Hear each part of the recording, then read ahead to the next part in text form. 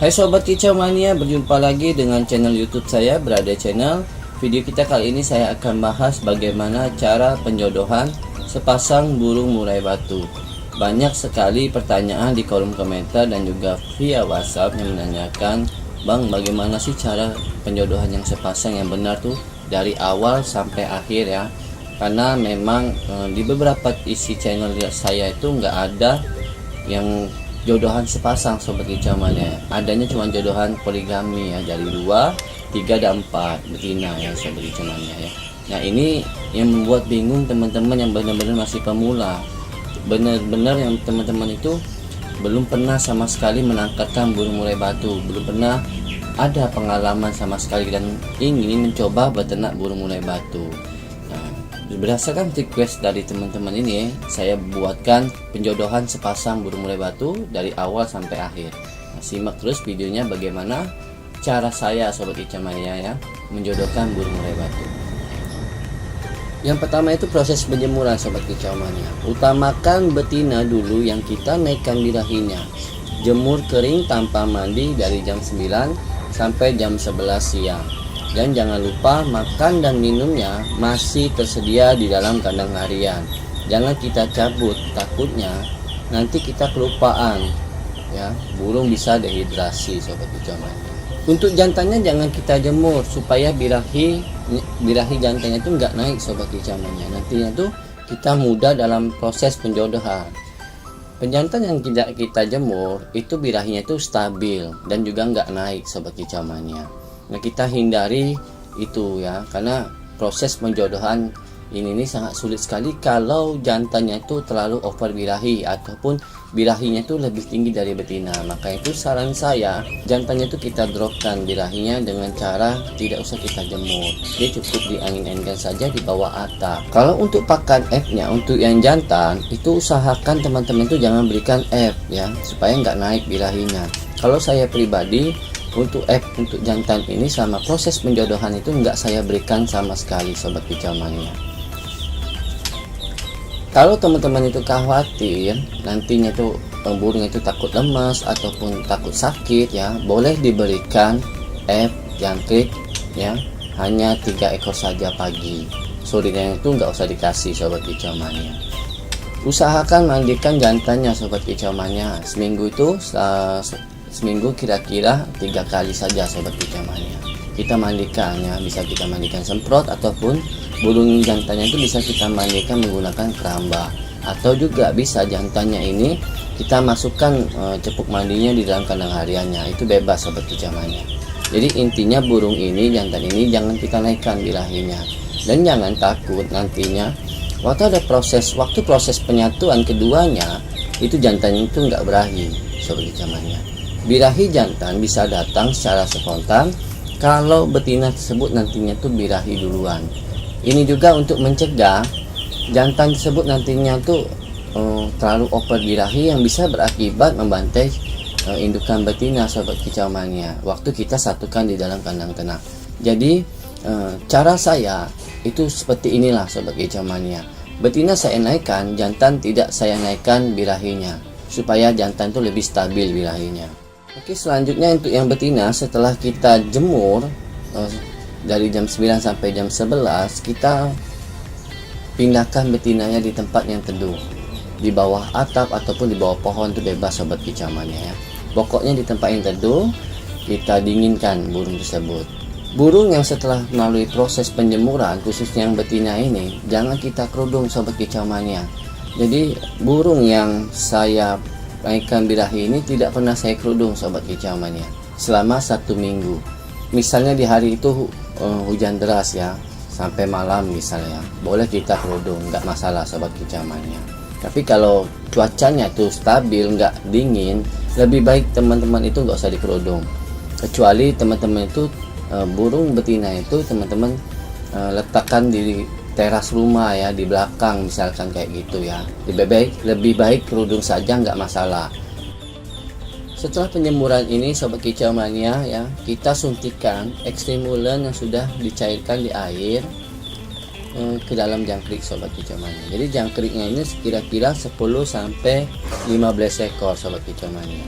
Jadi kita berikan suntikan itu, dan utamakan dulu pakan jangkrik yang sudah disuntikan stimulan ini habis, baru telah teman-teman itu berikan pakan ulat Hongkong ya, siang harinya ya. Kalau untuk sore harinya sobat kicauannya itu bisa berikan proto ya, atau proto dan ikan ciri sobat kicauannya. Kalau saya ikan ciri itu wajib di kandang ternak saya ya. Kalau teman-teman nggak pakai ikan ciri itu bisa diganti menggunakan misalkan cacing sobat kicauannya, ataupun bisa menggunakan ulat kandang, itu bebas sobat kicauannya. Tidak wajib teman-teman harus menggunakan ikan ciri ya. Tapi kalau di kandang ternak saya pakai ikan ciri ya, karena ciri itu bagus sekali untuk kesuburannya sobat kicauannya ya. Jadi pengganti ciri itu bisa teman-teman ganti menggunakan cacing, itu sama saja, nggak masalah sobat kicauannya. Yang jadi pertanyaan tuh, apakah burung betina ini nantinya nggak gemuk bang, kita kasih pakan kayak gitu terus selama 7 hari? Enggak sobat kicauannya.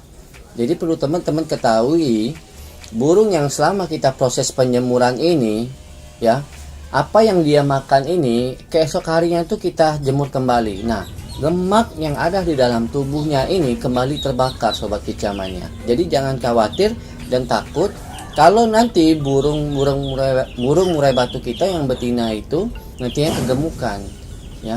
Nah, terapi seperti ini itu sudah biasa saya lakukan, dan bukan baru pertama kali ini saja sobat kicauannya. Semua burung-burung saya itu saya lakukan terapi seperti ini, dan alhamdulillah itu tidak pernah ada sama sekali yang namanya itu kegemukan selama kita lakukan terapi seperti ini secara konsisten ya. Tentu syaratnya itu harus konsisten ya. Kalau kita konsisten, mudah-mudahan dia nggak gemuk ya. Jadi untungnya itu birahinya naik, kita proses penyemuran dan juga kita pemberian pakan ya. Jadi memang dalam kita beternak burung murai batu ini kita harus naikkan dulu birahinya, supaya nanti itu nggak lama-lama dia di dalam kandang ternak langsunglah dia bertelur sobat kicauannya. Dan juga ini juga proses naikkan birahi juga memudahkan burung murai batu kita tuh mudah dalam hal penjodohan ya. Jadi kalau untuk hari keduanya sobat kicauannya, kita ulangi lagi ya prosesnya tuh seperti hari pertama itu sampai ke hari 7 sobat kicauannya.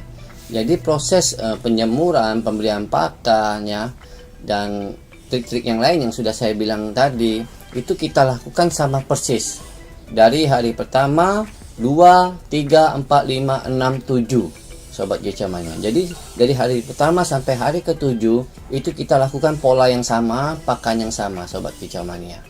Begitu hari ke-8 sobat kicauannya, mandikan betina dan jantan di dalam keramba sobat kicauannya, untuk memastikan jantan dan betina tersebut apakah sudah benar-benar berjodoh atau masih proses dalam hal penjodohan. Nah, bagaimana caranya? Jadi utamakan dulu basahi jantan menggunakan semprot ya, atau jantan mandi sendiri ya setelah kita masukkan di dalam keramba, atau kita masukkan cepuk mandi yang di dalam kandang harian, itu bebas sobat kicauannya ya. Jadi utamakan dulu jantan yang mandi sendiri ya. Setelah dia basah kuyup, barulah kita susul masukkan burung betinanya. Kenapa kita mandikan dulu jantannya daripada betina? Supaya jantan itu nggak agresif, dia lebih tenang sobat kicauannya. Begitu jantan itu kita nggak mandikan, kita tiba-tiba kita masuk ke dalam keramba ya, dan betinanya takut karena jantan tadi menyerang misalkan kayak gitu, itu bisa trauma betina tersebut sobat kicauannya. Nah, untuk kita mencegah trauma tersebut, lebih baik teman-teman itu mandikan terlebih dahulu jantannya, baru nanti disusul sama betinanya. Begitu jantan tersebut sudah basah kuyup. Lihat dan amati sobat kicauannya ya.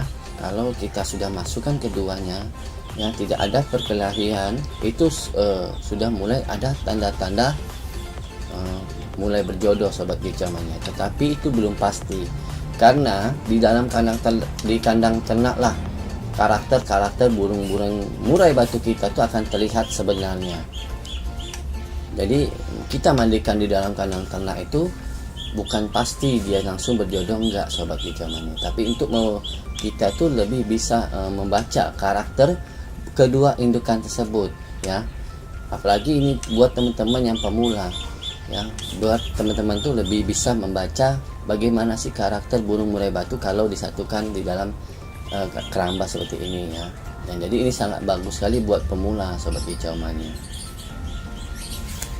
Nah, yang jadi pertanyaan ini, apakah setelah kita satukan dan jantan ini terlihat tenang dan juga jantan ini sudah mulai bergantian mandinya ya, nantinya tuh kita pisah atau enggak? Itu kalau saya pribadi sobat kicau mania, kalau saya pribadi itu saya pisah.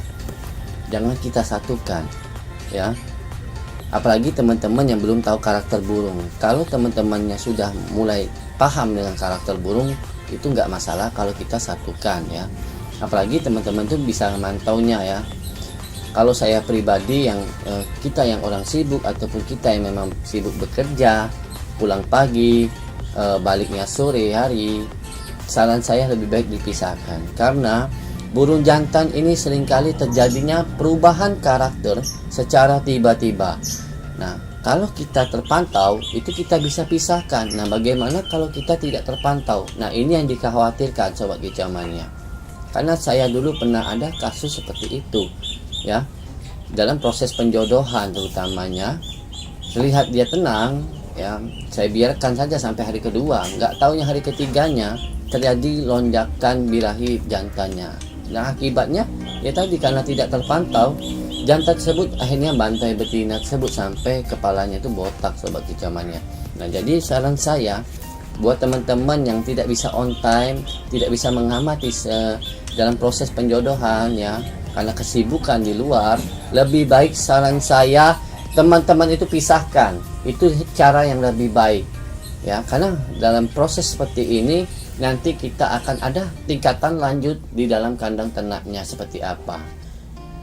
Jadi ini sebenarnya untuk memastikan saja buat teman-teman pemula ya, karena sini saya juga ajari teman-teman tuh karakter burung seperti apa. Setelah kita melalui proses dari 1 sampai hari 8 yang sudah kita lakukan, nah tiba saatnya burung-burung murai batu kita ini yang sepasang ini kita lepaskan ke dalam kandang ternak ya. Yang pertama itu yang saran saya itu, begitu hari ke-9 masukkan terlebih dahulu burung betinanya di dalam kandang ternak, supaya burung betina tersebut nantinya bisa beradaptasi di dalam kandang ternak ya. Karena begini sobat kicau mania, ada beberapa burung-burung murai batu kita terutama yang masih muda itu belum bisa beradaptasi di dalam kandang ternak ya. Kalau kita seandainya kita lepaskan berduanya secara bersamaan, itu sangat berbahaya sekali sobat kicau mania. Burung yang baru kita lepaskan di dalam kandang ternak ya, itu khususnya yang betina itu nantinya ketakutan, sedangkan jantan tadi dia langsung emosi ya, melihat betina yang takut tadi, yang awalnya birahi kepingin ngerayu, karena lihat betina yang tadi ketakutan ya, jadi timbulnya emosi. Nah, itu bisa jadi pembantaian sobat kicau mania. Jadi saran saya buat teman-teman yang masih pemula, biarkan betina tersebut ya, setelah kita masukkan di dalam kandang ternak, biarkan betina tersebut dulu yang kita lepaskan di dalam kandang ternak. Untuk jantannya itu teman-teman bisa letakkan di dalam kandang harian, tetapi kita masih masukkan ke dalam kandang ternak atau kita tempel di luar. Jadi intinya tuh jantan dan betina tersebut tuh masih saling lihat sobat kicau mania ya. Selama proses betina ini di luar, betina tersebut nantinya tuh akan mengeluarkan birahinya sobat kicau mania, karakter-karakter dia. Nah, jantan ini akan melihat juga dan merespon kalau betina ini sudah birahi. Nah, itu harapan kita sobat kicau mania. Kenapa betina tersebut saya anjurkan tuh lepaskan dulu di dalam kandang ternak, baru disusul jantannya, karena itu cara yang terbaiknya sobat kicau mania. Kita tidak boleh terburu-buru dalam beternak burung murai batu. Itu yang perlu teman-teman ketahui, khususnya pemula ya. Tidak bisa seperti itu sobat kicau mania. Kalau kita terburu-buru, semuanya akan mengulang lagi kembali ke awal sobat kicau mania. Maka itu penting sekali, perlu teman-teman pahami ya. Nggak bisa kita langsung saja langsung masuk, itu nggak bisa kalau teman-teman belum paham karakter burungnya. Nah, langkah-langkah saya seperti ini memang saya susun untuk pemula yang benar-benar insya Allah tuh bisa teman-teman tuh terapkan. Setelah 3 hari kita diamkan betina tersebut di dalam kandang ternak, coba teman-teman tuh lepaskan jantannya di dalam kandang ternak dan amati ya. Kalau seandainya jantan tersebut itu adem ayem saja, dia tenang, tidak juga mengejar betinanya dan terlihat cuek, itu mulai bisa dikatakan berjodoh ya. Apalagi jantan tersebut merayu, begitu kita lepaskan jantannya, jantan itu langsung merayu sobat kicau mania, merayu mengeluarkan suara kecil ya, rayuan seperti itu sobat kicau mania. Dan juga jantannya itu mungkin langsung ngecek gelodok sobat kicau mania, ataupun jantannya itu ke bawah ke dasar tanah sobat kicau mania, memaini daun pinus ataupun mengunjal daun pinus, mengajari betinanya. Itu salah satu tanda betina dan jantan tersebut itu sudah berjodoh ya. Nah, bagaimana cirinya kalau jantan dan betina itu nggak berjodoh? Jadi ciri-cirinya jantan dan betina itu nggak berjodoh itu, jantan itu begitu kita lepas ya, jantan itu langsung nyerang sobat kicau mania. Dia nggak basa-basi, dia langsung nyerang, nggak ada rayuan ya, dia langsung ngejar sobat kicau mania ya. Nah, karena betina ini misalkan ya kita nggak jemur sobat kicau mania, birahinya nggak naik ya, akibatnya kenapa ya, betina tersebut nantinya takut. Kalau betina yang sudah kita naikkan birahinya, itu nantinya betina tersebut akan berani sobat kicau mania, dia akan ngeleper, paling nggak dia akan membuka mulutnya menunjukkan perlawanan, ataupun dia gacor sobat kicau mania ya.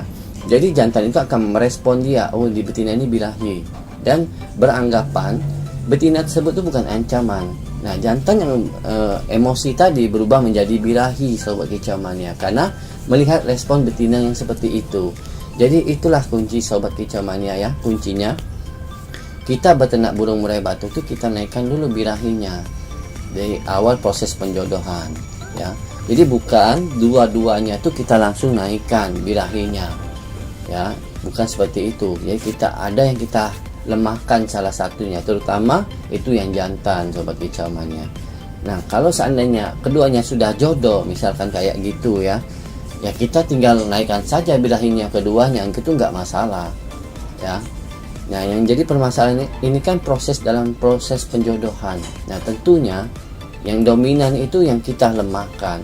Jadi itu saran saya sobat kicau mania ya, yang selama saya terapkan, dan juga saya bimbing teman-teman yang lain yang sudah sukses beternak burung murai batu ya. Saya ajarin seperti ini ya, alhamdulillah itu cocok sobat kicau mania. Nah, ini makanya saran saya, coba teman-teman terapi yang metode yang saya berikan seperti ini ya. Kalau memang teman-teman itu kurang paham sobat kicau mania, itu teman-teman bisa bertanya saya langsung ya, melalui via WhatsApp, itu gratis sobat kicau mania. Saya terbuka ya buat teman-teman ingin bertanya sobat kicau mania. Yang jadi pertanyaan itu bagaimana ya, bagaimana kalau jantan ini nggak juga berjodoh. Kalau seandainya jantan ini juga nggak bisa berjodoh, ataupun kita juga waktu kita lepaskan ke dalam kandang ternak itu kita nggak bisa mantaunya 24 jam. Pada saat proses penjodohan ini yang kita masukkan ke dalam kandang ternak, saran saya teman-teman itu jantan tersebut kita harus plester. Bebas itu pilih salah satunya antara kiri dan kanan, 4 helai saja sobat kicau mania.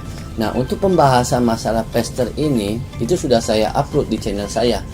Coba teman-teman cek ya sobat kicau mania, itu sudah saya jelaskan. Tidak mungkin lagi saya harus jelaskan lagi sobat kicau mania ya.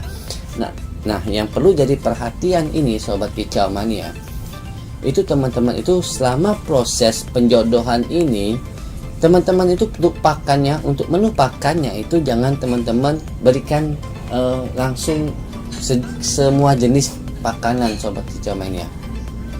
Teman-teman setelah untuk pakannya sobat kicau mania, saran saya teman-teman hanya menggunakan jangkrik saja yang tidak disuntikan ekstrimulan ya selama proses penjodohan ini ya. walaupun dia sudah terlihat akur, jangan teman-teman tuh langsung gas untuk pakannya. Jangan langsung kita settingkan tinggi untuk pemberian ekstra pudingnya. Itu sangat berbahaya sekali.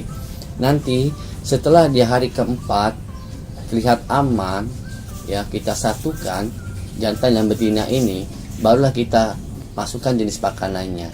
Jadi proses awal masa-masa pemantauan kita ini, ya, hari ke-12 ini Sobat Kicau Mania, ya, sampai 12, 13, 14, 15 Sobat Kicau Mania, ya. Jadi selama 3 hari ini, hari ke-15-nya